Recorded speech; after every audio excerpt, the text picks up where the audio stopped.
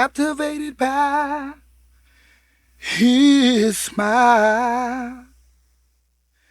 She was consumed by the boy's personality. And though caught up in the way that he moved, to her, he really had it going on. Check it out. To her, he was the answer from God to all she had prayed for. To her, he was all that she had asked for and more. But there was some old mothers sitting up in that church that seen a little wolf in sheep clothing and knew that that boy needed a little bit more saving. So they told her, now baby, let the Lord finish his work in him before you start making plans and planning. You know what we saying? But it was too late. She could not understand it when they said, baby, now you know the Lord will be all that you take him to be. Because she was young, female, feminine, fine, single, making more money. And she was not going to end up like as she perceived them, old, tired, by herself, waiting on death. And she continued on, not being led by the Spirit of God, but by her flesh. But see, the mother's experience with God and their senses having been exercised by the Spirit of God enabled them to see life clear and not cloudy, unlike the daughter with whom they pleaded. But what she was receiving from this deceiving and ultimately believing, she convinced herself this was something that she needed. So warning words of wisdom, wise words quoted, fell on deaf ears. They were ignored because this brother was built like that LS body style, smiled like a Bentley grill, spitting venomous untruths, words of seduction that left her with a warm, sensual chill that took her from reality to her fantasies unreal. They renewed her flesh, left it revived and restored.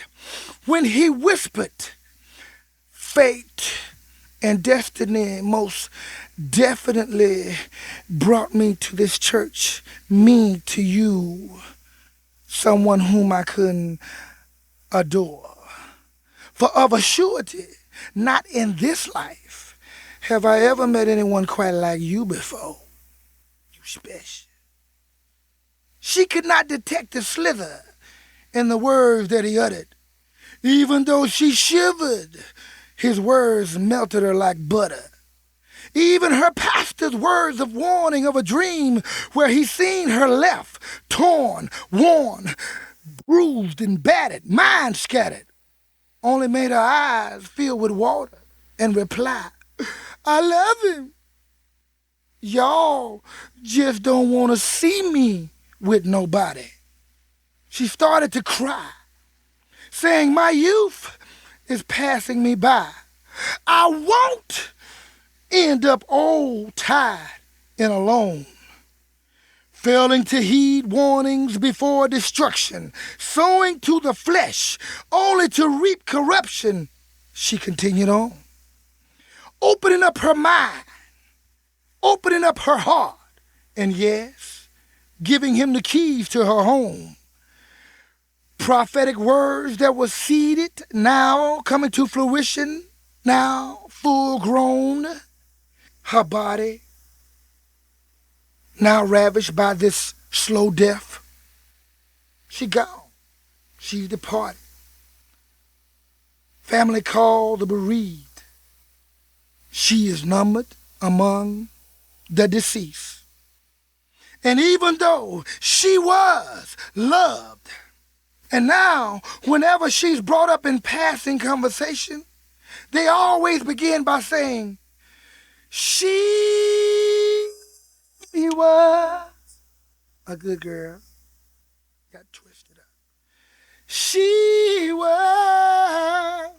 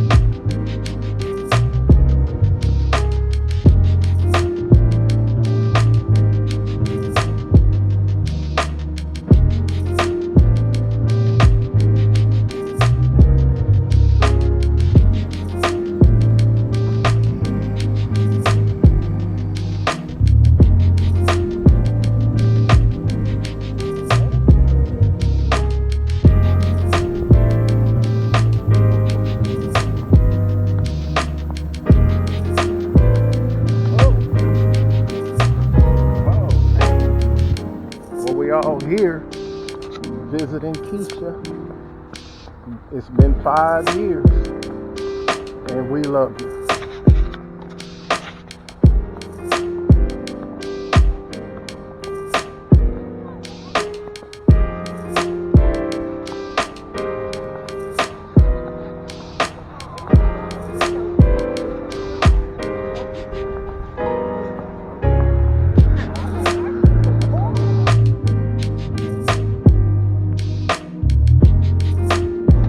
What's up? All right. Love you. All right.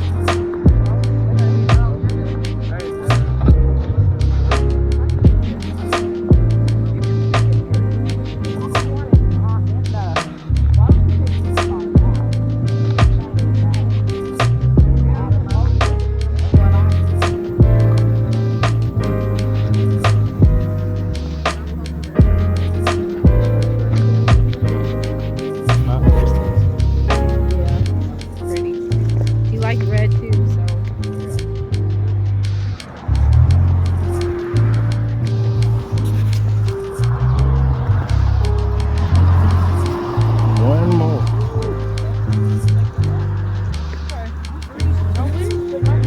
All right. Love you, Keisha. Love you, people.